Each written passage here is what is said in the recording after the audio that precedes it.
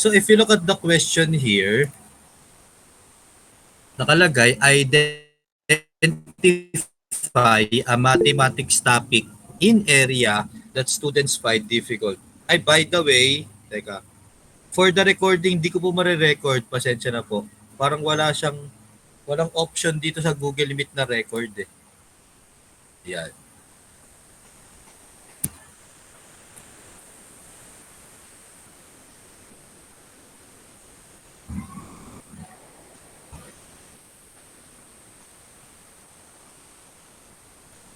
So, hindi ko po marirecord, no? Sige. So, yun yung tanong. Identify a mathematics topic in area that students find difficult. Yan. So, dito, dun pa lang, magkakaiba-iba na tayo ng sagot. 'Di ba? It depends on your, let's say, grade level. No?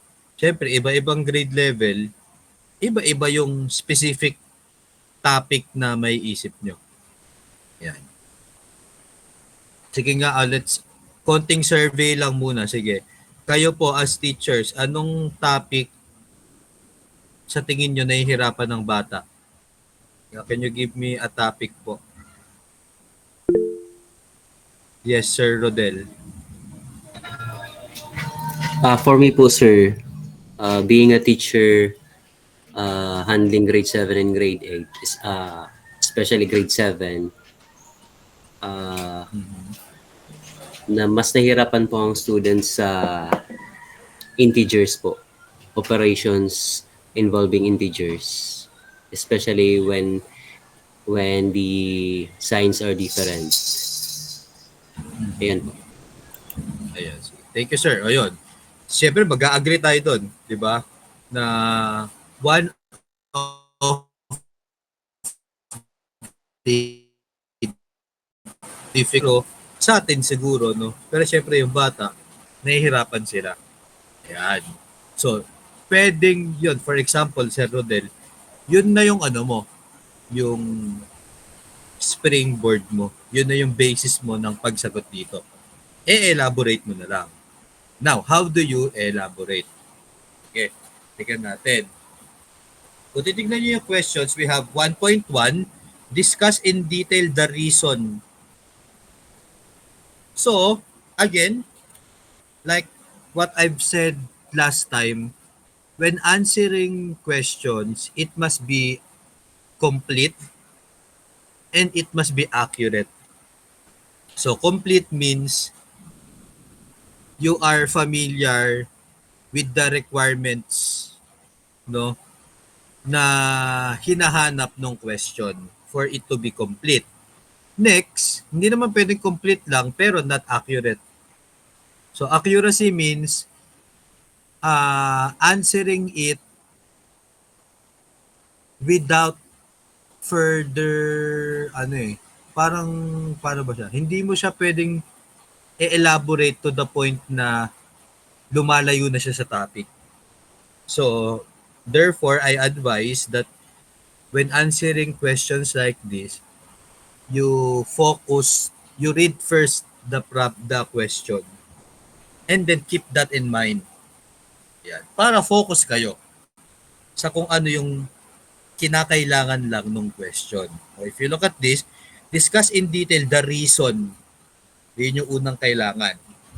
So let's say, Sir Rodel, ang sagot mo kanina, integers.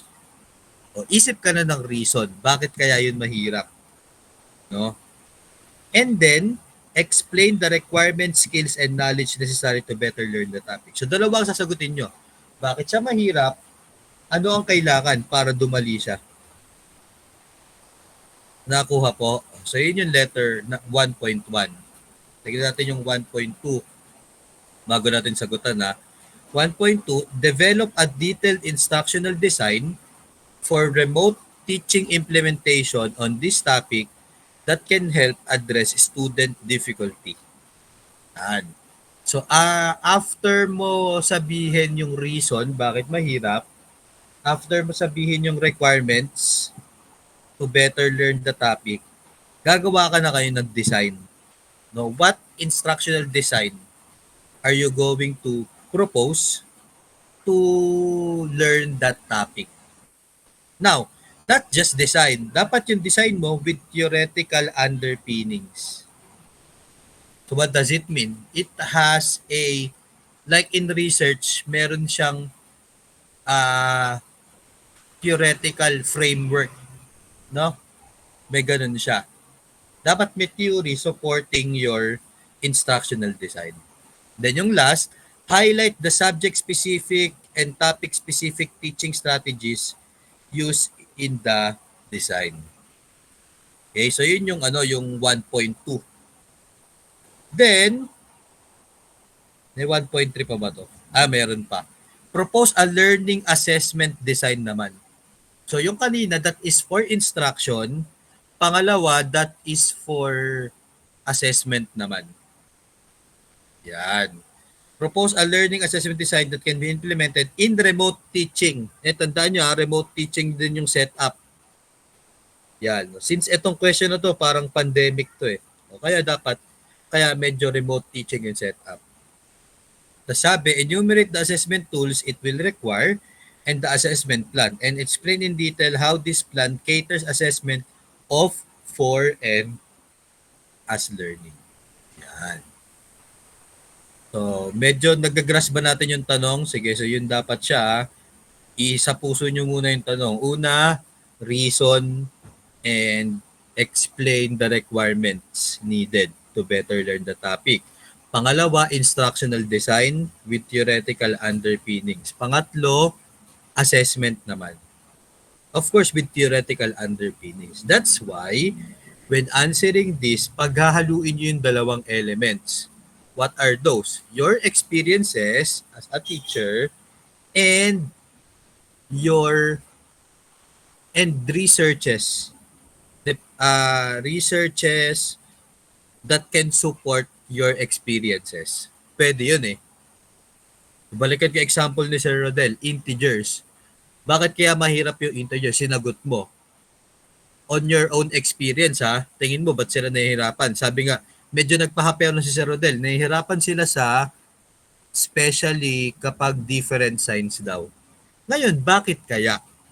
O di hanap ka ng literature supporting your idea. Meron yun. For sure, meron nang nag-research nun. Bakit nahihirapan ang estudyante sa integers? Okay? Ayan. So again ganun. Experiences, tapos with supporting literature. Sige, tignan natin yung sagot. Ayan. So ito, sagot ko to mismo sa question na to. As a mathematics teacher for 6 years, one mathematics topic the students find difficult is the concept of probability. Ayan. Is the concept of probability. So kung si Sir Rodel, grade 7 kasi siya, integers. Ako kasi, grade 10 akong teacher nito. During this time, na sinagot ko to, no? Grade 10 teacher ako. So kaya ang sagot ko, probability. Yan. Tapos, students are having a hard time solving problems involving probability and they also fail to apply the concept of probability in answering these problems with citation. So according to Memnon in 2019, students are having a hard time solving probability. Di ba? Ibig sabihin, may basis ako. Hindi ko lang sinabi basta ang probability. If you will be asked for a possible reason, meron concluded, eto na. Yung reason ko based on study of Memnon. Hindi pa based sa experiences ko. Yan. So, if you will be asked why probability seems difficult, Memnon concluded, based on the study, the students have difficulty in fractions, percentages, and for fundamental operations. So nakita nyo yun, based on research pala, bumabalik din sa basic idea, which is on operations. Na sinabi ni Sir Rodel, no? Nahirapan yung bata sa probability kasi hirap sila sa fraction at sa fundamental operations. Yan. Based on study to. Thus, we can infer the possible root of the problem is understanding thus we can infer that the possible root of the problem in understanding probability is the low mastery level on the basic prerequisites needed to understand probability. Yan. So yun yung conclusion ko based on study of Memnon. Another reason that we can conclude on why students are having a hard time in learning the concept of probability is the lack of practice in answering exercises and other activities related to the concept of probability. The reason behind this is that students do not understand the importance of learning probability, that making them lazy in understanding the concept of it. Again, with citation ulit. Bakit nga ba hindi nagpa-practice yung mga bata? Kasi hindi nila nakikita yung sense. What's the sense of this? No, dahil nonsense yun para sa kanila, hindi nila tinututukan. Again, with basis pa din. So next. As mentioned in this article, understanding the basic concept of fraction, percentages, and the 4 basic operations will help us better understand probability. So sinasagot ko na itong pangalawa, yung requirement, skills, and knowledge. Kung yung una, sinagot ko bakit mahirap, kasi nga hindi nila nakikita yung sense, at kasi hirap sila sa basic operations. Ngayon, ano ang requirement na kailangan? Eh di yun pa din. Kailangan nilang matutunan yung fraction, percentage, and 4 basic operations. Moreover, the idea of students when it comes to numerical reasoning must also be improved to understand the concepts of probability. So another reason, another requirement. So kailangan daw ma-improve yung numerical reasoning. In addition, according to research, teachers incorporating this idea in teaching can help the student to improve their understanding on probability. This is to have focus on proportional reasoning so that students understand that a fraction or a numerical value is possible to be represented in several ways. Yun yung sagot ko sa 1.1. Ang ikli lang. Pag ginawa kong 100% yan lang yun. No? Naikili lang siya. Pero naniniwala ko, complete yan. Complete and accurate. Kasi nasagot ko naman eh. Nasabi ko naman yung difficulty. Tapos na-explain ko naman yung requirements. Then you write the references. So, ang Graini, Memnon, tsaka Putra. Yun ang ano ko eh. References dito. Tatlo sila. Okay? So therefore, ganun yung siya gawin. Parang you can base it on your experience. And, of course, you always cite other researches that can support your claim. Yan. Sagutin na natin yung pangalawa. Develop a detailed instructional design. So, dahil instructional design yan, tas dapat may theoretical underpinnings. Meron ako dyan. If I were to develop an instructional design, I will propose the RPMC model. Yan. So, may tawag pa, RPMC. Tapos, in-explain ko yung RPMC. Readiness, preference, misconception, and context. Dahil instructional design to, dapat may model ka. No? Or theory man lang. So, in-explain ko yan. Pedagogical model that considers the student's prior knowledge and what objects, devices, and materials students have in preparing a lesson together with the student's learning style and possible misconception and the inclusion of real-life context in preparing a lesson. Tapos eto, inisa-isa ko lang. Ano yung readiness? Ano yung preference, misconception, tsaka context? In-elaborate ko lang siya dito. Yan. Pero titignan nyo, ina-apply ko siya doon sa question 1 which is in probability. Basahin natin ha.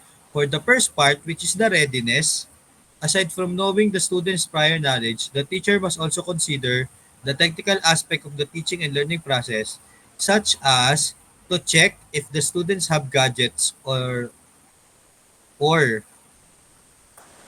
any learning tools that they can use before preparing the lessons. In integrating this to a lesson in probability, the teacher must check first through review and other activities if the students know the prerequisite knowledge that they must have in learning probability, such as the concept of fractions, percentage, and four basic operations. So nakita nyo, in-explain ko yung readiness, which is the first letter here, R, and applying it to the concept of probability. So hindi pa rin ako lumalayo kasi probability yung sinabi ko dun sa question 1.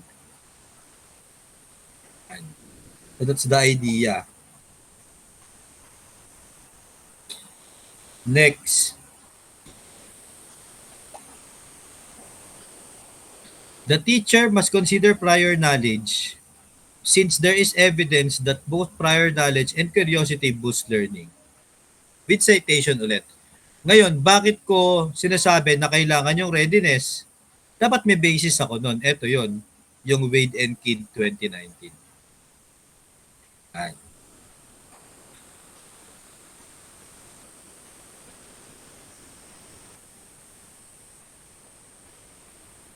Next.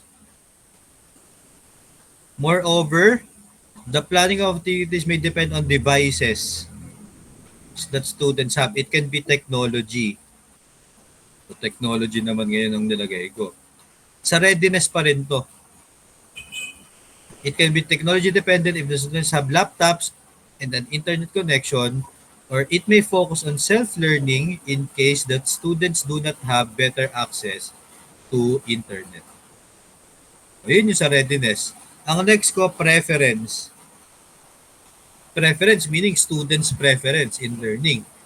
So kaya ito na yon. Then on the preference part, the teacher can consider the learning preference of the students specifically in probability, such that if they are learning well to representation of probability of or if they are more reliant to hearing the concepts directly to the teacher or any other learning preference.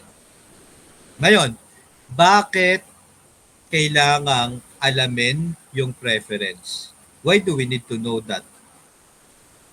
You must have a basis. So ito siya ulit. It is important to consider the learning preference of the student since ito na siya. Okay?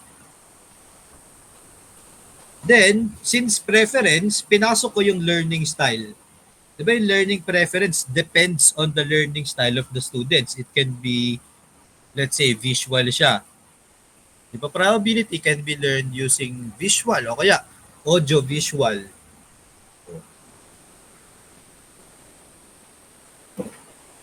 Or it can be through other learning preferences. Yan. So, ito siya. In addition, the done-and-done model supported the idea that it is important to consider the learning style of the students. Yun ay sa preference. Next is RPMC, misconception tas context. Misconception, nasa na? Ito. On the third part, which is the misconception, the teacher must know the possible misconceptions of students when it comes to probability. On the lesson proper, the students can verify if the teacher dapat to. The teacher can verify if the students have misconception of the lesson of probability through asking a series of questions and through art of questioning. Hence, the teacher can correct on the spot if he or she will encounter a misconception from the student. Yan. Tapos, ang next ko na naman, ganun rin yung format ko, paulit-ulit lang. Explaining yung stage, applying ito probability, tapos explaining bakit siya nagme-make sense. Ito na yun, no? teachers' awareness to the students' misconception will lead to early prevention of it, as learners can have those misconceptions for a long period of time. Yan. Tapos yung huli, contextualizing. Yan. So, ganun ulit yan. O, ngayon, yung RPMC, gawa-gawa ko lang yan eh. So, dapat meron yung theoretical underpinnings. Meron yung model supporting it. So, ito na yon, done and done model and the VARC model. Tapos dyan, in-explain ko lang yung the model. Tapos yung last part, sige, basahin na natin para hindi ano. Moreover, this model is based on a model specifically designed for mathematics. The done and done model and the VARC model is a model in which explored the interrelationship of mathematics achievement and 7 learning styles, as well as learning styles of high and low achievers. In addition, the model is also applicable in learning probability, since the concept of fraction, percentages, and the 4 fundamental operation, which are prior knowledges needed to learn probability, is considered through a model by Wade and Kidd in 2019. So, nakuha nyo, dapat yung model nyo, basahin ko yung question ulit ha. What theoretical underpinnings will support your instructional design? Highlight the subject-specific and topic-specific. So, dapat subject-specific, topic-specific. O kaya, ang kinuha kong model, designed for mathematics talaga siya. That to may ED eh. Ayan, design for mathematics. Okay? So, yun yung idea nun.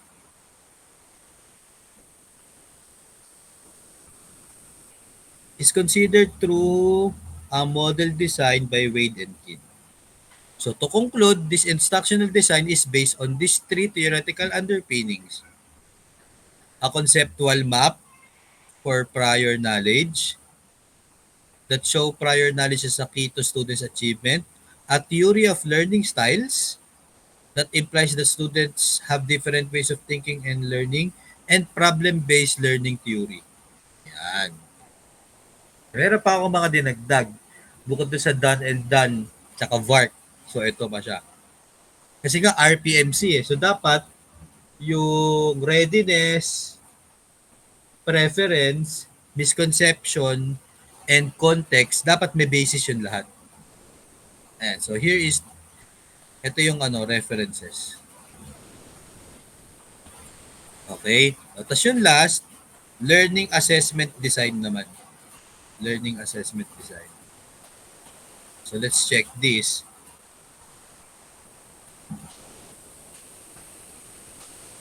In proposing a learning assessment design for remote teaching as a teacher, I am considering the following. For assessment of learning, yan isa-isa ko, of, for, tsaka as. Kasi nga dapat complete. Tandaan niyo yun.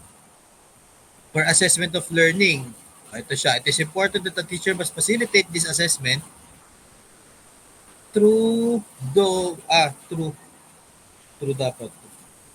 using applications that are suitable for formative assessment. Di ba pag off, it can be an online quiz, Quizzes, Kahoot. Yan. What's important is the teacher must have an assessment tool to measure what students know and what is not. It can be a form of a statistical analysis of the scores of students through the mean and standard deviation of the scores. There is a study that support the benefits of online quizzes. Dahil ito ay online quizzes, dapat may basihan pa rin ako. Bakit effective yung online quizzes? So ito siya. Online quizzes improve teaching efficiency since teachers automatically mark students' answers and provide immediate feedback, and it could improve the intellectual interactions between teachers and students. Ito naman, assessment for learning naman. Students can participate well even though it is a remote teaching setup, if the teacher can provide tools where the students and the teacher can interact virtually. So, ang ginamit ko naman, FB Messenger or Jamboard or Whiteboard app. Yan. Tapos, ito naman, assessment as learning. So, authentic task naman ang nilagay ko. Tapos, conclusion na lang. Okay? So, yun po siya. Yun yung part 1. Part 1 pa lang to, ha? Yan. So, tingnan natin yung part 2. Ang part 2, identify the difficulties that mathematics teachers encounter in the current implementation of the remote teaching because of the pandemic. Yan. So, difficulties naman. Isang tanong lang ba to? Oo, isang tanong lang siya.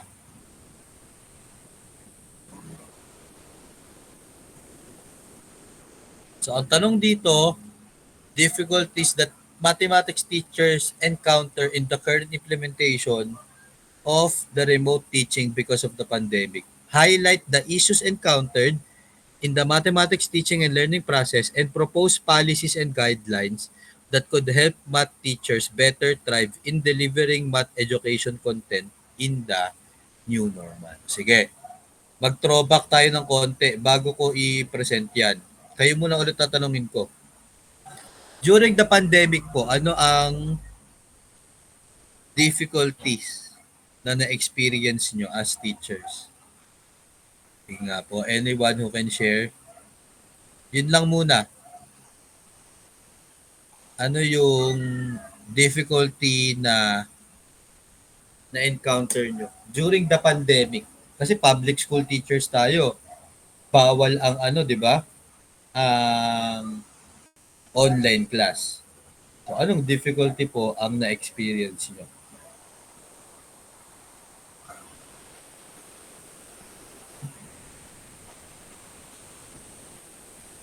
Sige, anyone po. Can you share some difficulty?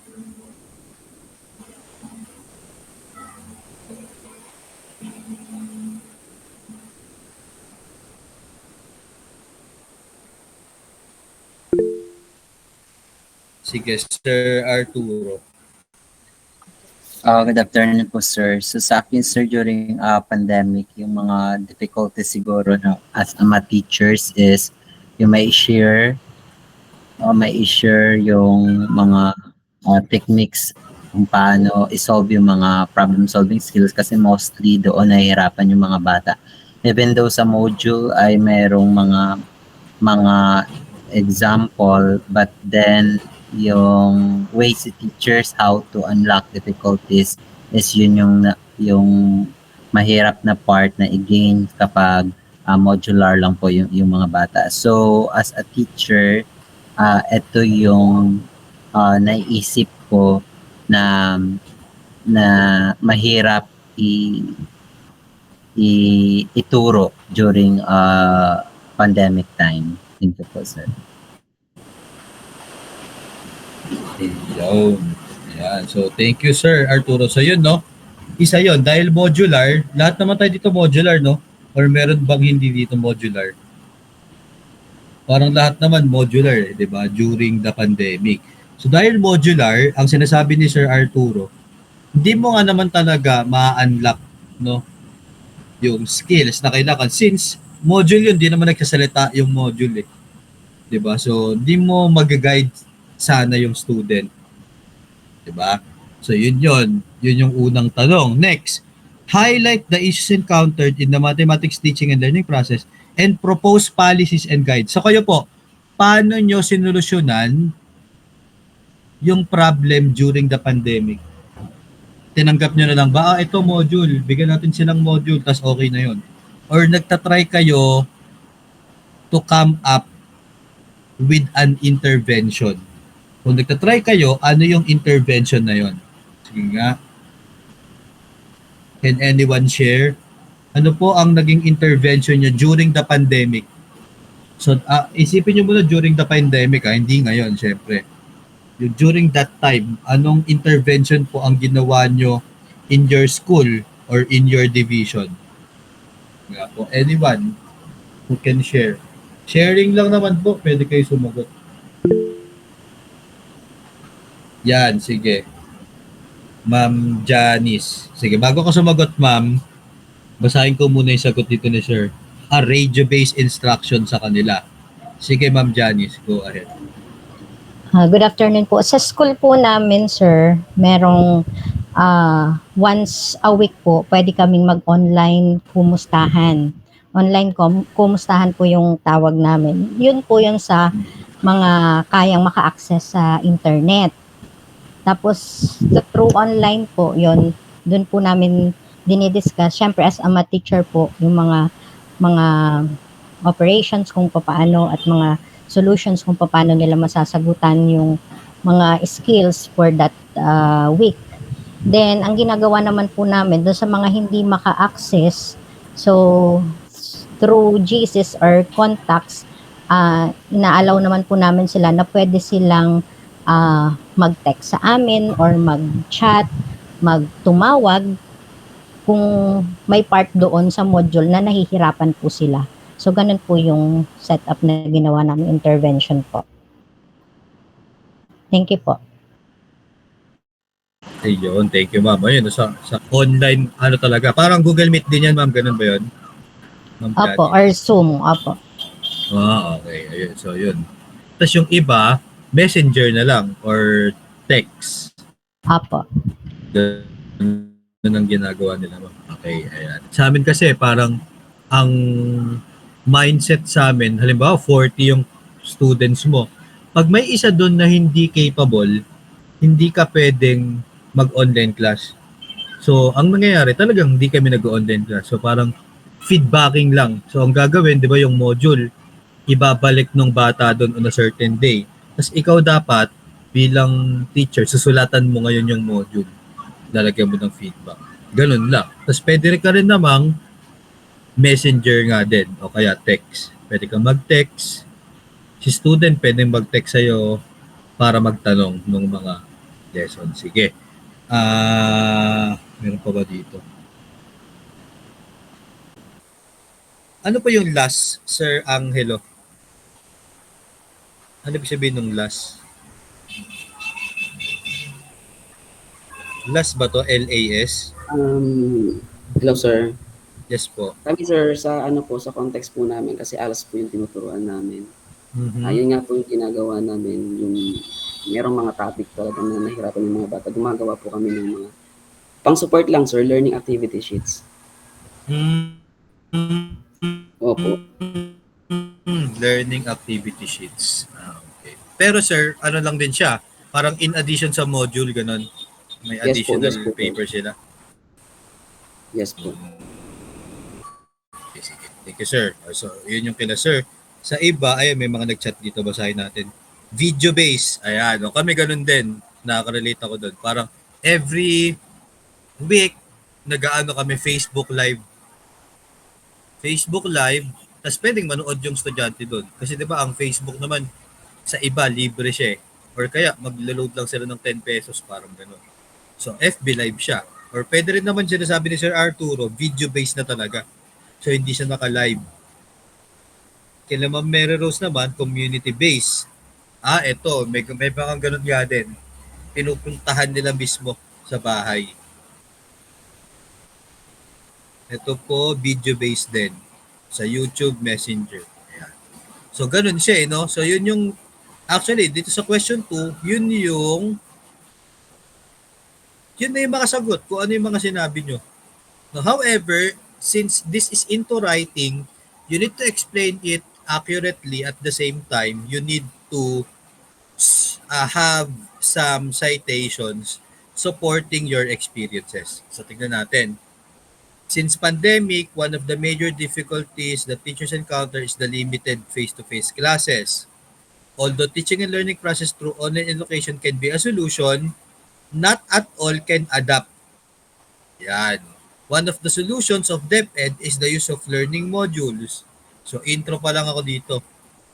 although it can be difficult since the interaction between the students and teacher is limited, especially if the modality for learning is through module, there are some benefits of learning module. So, isa ko muna yung benefits ng learning module. So, ito na siya. Pero tignan nyo, however, there are some recommendations from researchers that needed to be covered when it comes to the creation of self-learning module. Yan.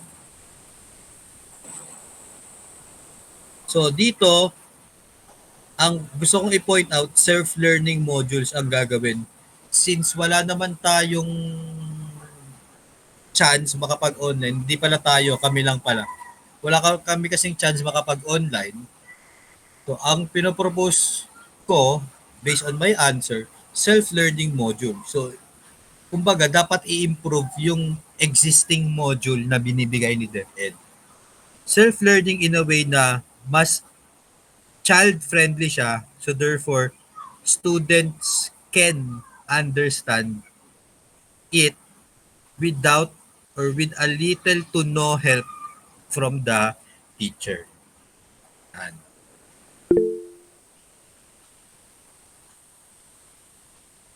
Contextualize, tama sir. Ayan. So, ganun siya. No? Para talagang maintindihan. Diba? So, yun po. So, hence, if I will to propose a guideline, improving the framework in creating self-paced mathematics learning module for flexible learning is where I will focus on. And actually, na-share ko lang, no, I'm working on my thesis right now.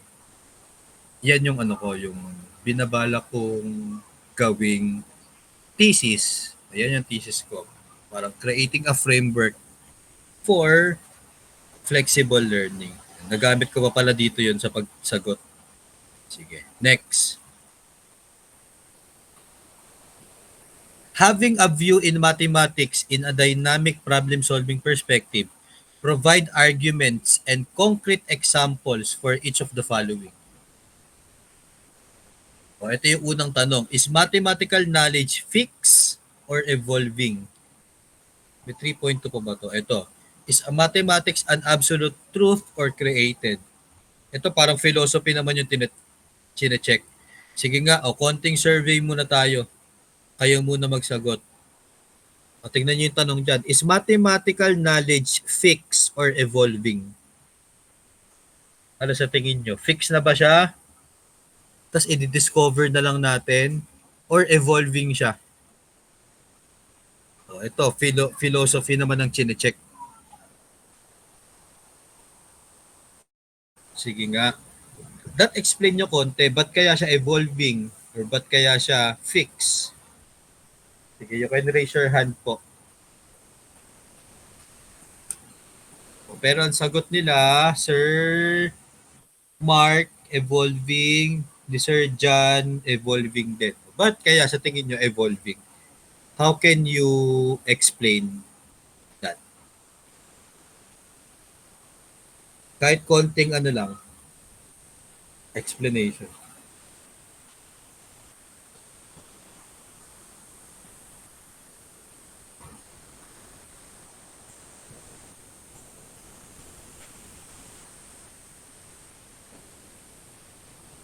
Sige nga, anyone? Bakit sa tingin nyo evolving siya or fixed?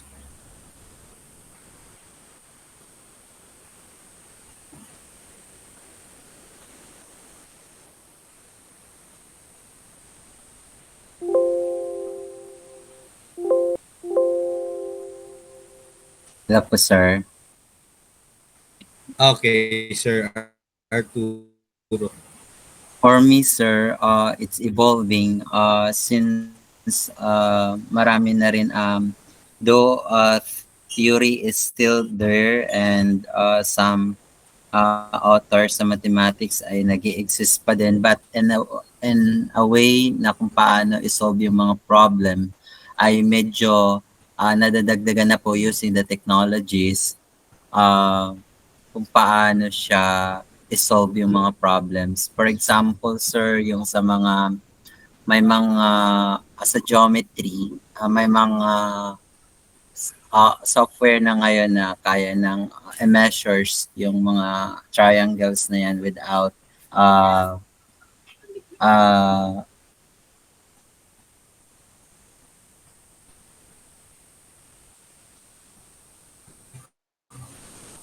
so kung habang nag-older na rin yung year natin, ay napapadali na rin siguro ang lahat, of course, with the help of the technology na rin siguro, sir. Thank you po.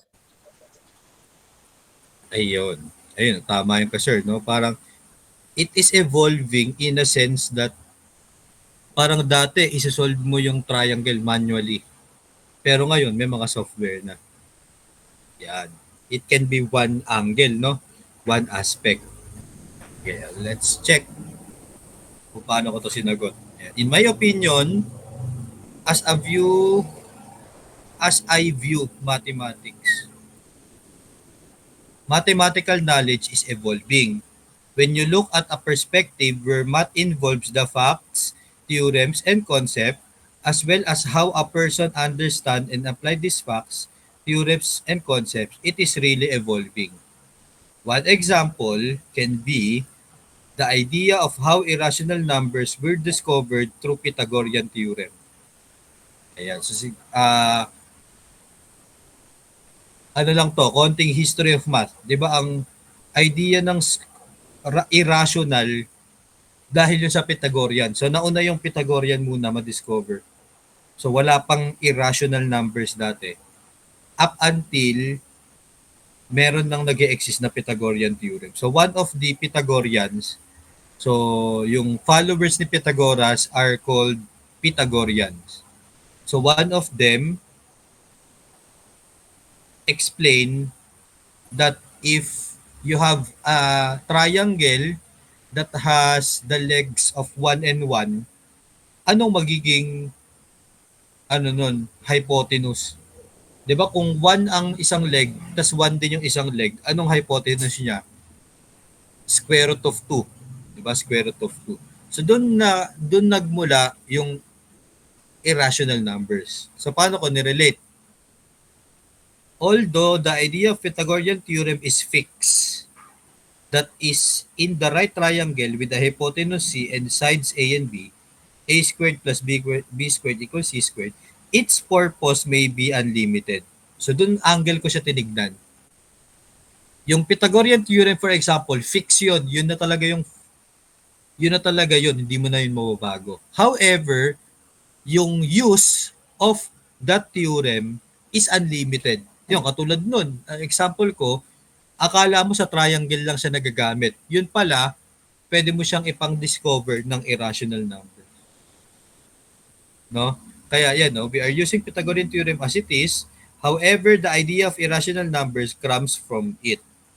Meaning, if we will use the fixed concept of Pythagorean theorem, not just in right triangles, but in discovering other things that are unknown as of date, we can have any other concepts.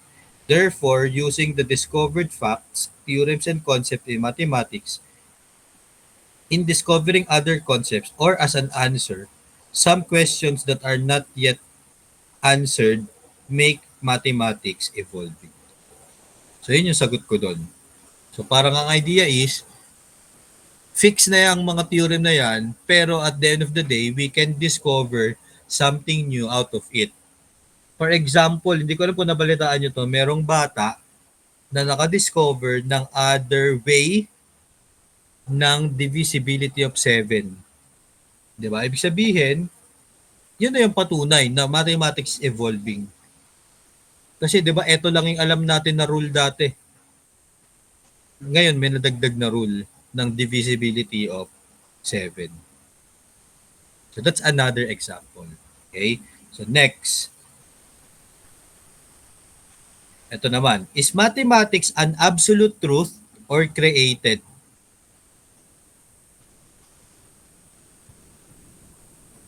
Nakikita yung sagot ko eh. Sige, lalaan ko muna. Yan. Medyo tignan nyo na lang ha. Ito yung nasa baba, yung 3.2. Sige, anyone who can share. Is mathematics an absolute truth or created? Paano nyo kaya sasagutan yan?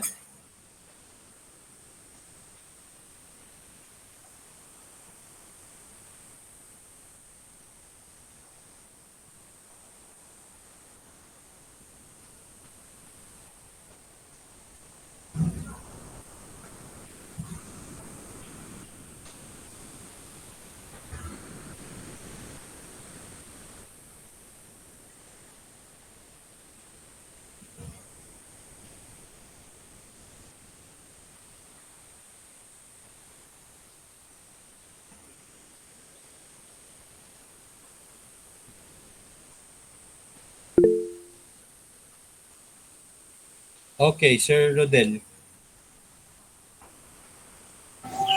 For me, sir, it's created po. For example, sir, yung Pythagorean theorem, wherein we can prove that the square of the hypotenuse is equal to the sum of the squares of the sides. The legs pala, I mean. Mhm. So everything about mathematics can be proven So, true po. Created po siya. Mhm. Okay, created siya. Sige, thank you, Sir Rodel. Sige nga, any other, ano po, answer? So, tama naman yun, no? Created siya in a sense na wala naman dating Pythagorean, ngayon meron na. No? Sige po.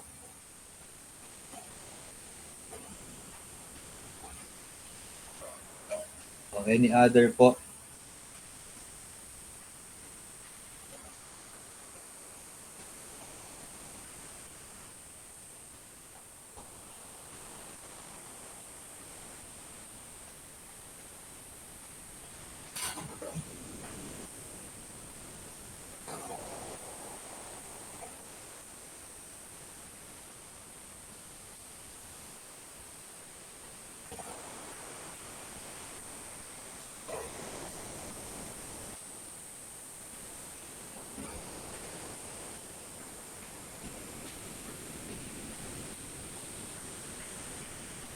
Sige, any other answer po? Absolute truth ba siya or created? Ibig sabihin, pag absolute truth, nandiyan na siya talaga. I-discover na lang natin. Or, we can create like, parang pag created kasi philosophically speaking, parang ganito siya. Sige, i-relate ko sa Pythagorean theorem. Pag sinabing absolute truth, parang yung nakatago lang yung Pythagorean theorem. Tapos, na-discover na lang siya ni Pythagoras. Pag created siya, wala talagang Pythagorean theorem in the first place. Na-imbento lang siya ni Pythagoras. So parang ganun ko nakikita yung pinagkaiba ng dalawa. Yan. So sa tingin nyo, ano kaya siya? Absolute truth or created? Ibig sabihin, lahat ng makasagot sa lahat ng math problems, nag-i-exist na yun. It's for us to find it. On the other hand, there are still no answers. We just need to create the answers. So ano po sa dalawa?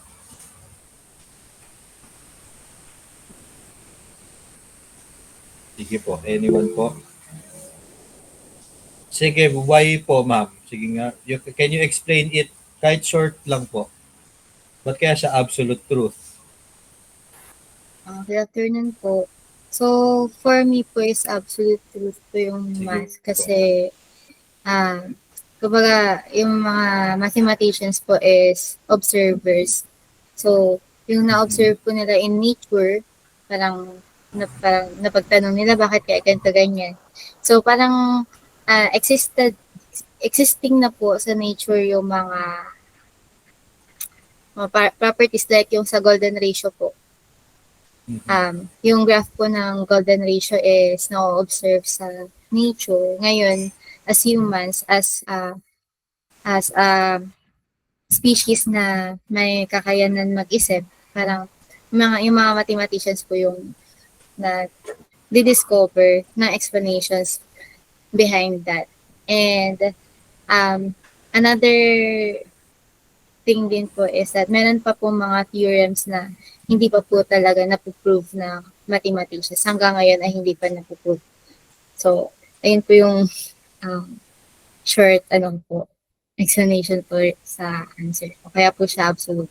And marami pa naman pong example. So, yun lang po yung naisip ko sa ngayon po. Ayun. Sige. Thank you, ma'am. Ayun. Thank you po. Sige, ma'am. May dadagdag pa po kayo. Ayun. Okay na po, sir. Thank you po. Ayan. So, yun naman. Ang argument naman ni Ma'am M is that tama naman yun, no? Inobserve lang naman yun ng mga mathematician, di nila ginawa. Nakita lang nila. So, parang siguro like, yun nga, yung golden ratio. Ano ka ba, ma'am? Teacher ka ba ng math in the modern world? Di naman ba? Hindi naman po. Pero naisama po siya sa topic po sa calculus po sa STEM. Okay. Kasi naririnig ko yung ganong argument sa math in the modern world. Di ba? Yung mathematics as nature. May ganun doon na topic. Ewan ko kung nagpa-part-time kayo sa college, tapos nagtuturo kayo ng math in the modern world, ganun din siya i-explain yung umpisa. Like yung Fibonacci sequence. Yan. Di ba? May kita yun sa nature. Yan. So, ganun. So, nakuha nyo po, no, yung point ni Ma'am Ems, valid naman siya, no, tama siya, na hindi naman yung mathematician yung gumawa ng nature, nandun na yun, nag-exist na yun. So, nag-conclude lang sila based from that. Kaya siya nasabing absolute truth. Yan.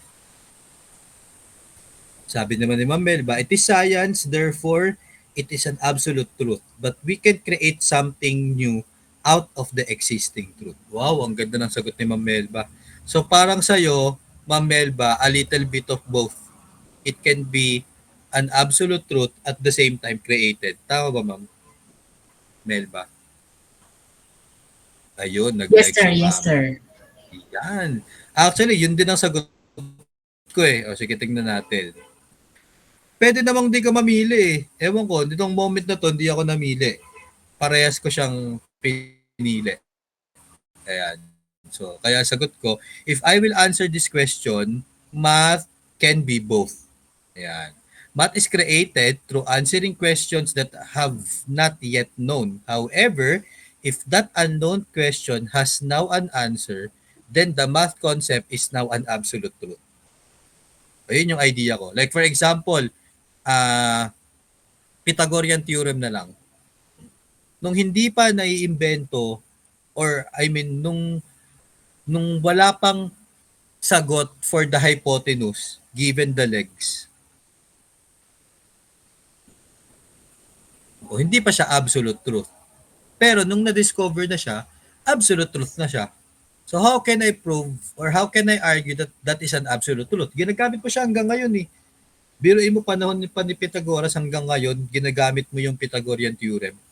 Meaning, tinatanggap mo siya as a truth. However, before Pythagoras, wala pa siya. No? Doon pa lang siya na-create. So parang ganun yung idea ko. So to further explain my argument, math is considered created until it is proven as a truth. So yun ang explanation.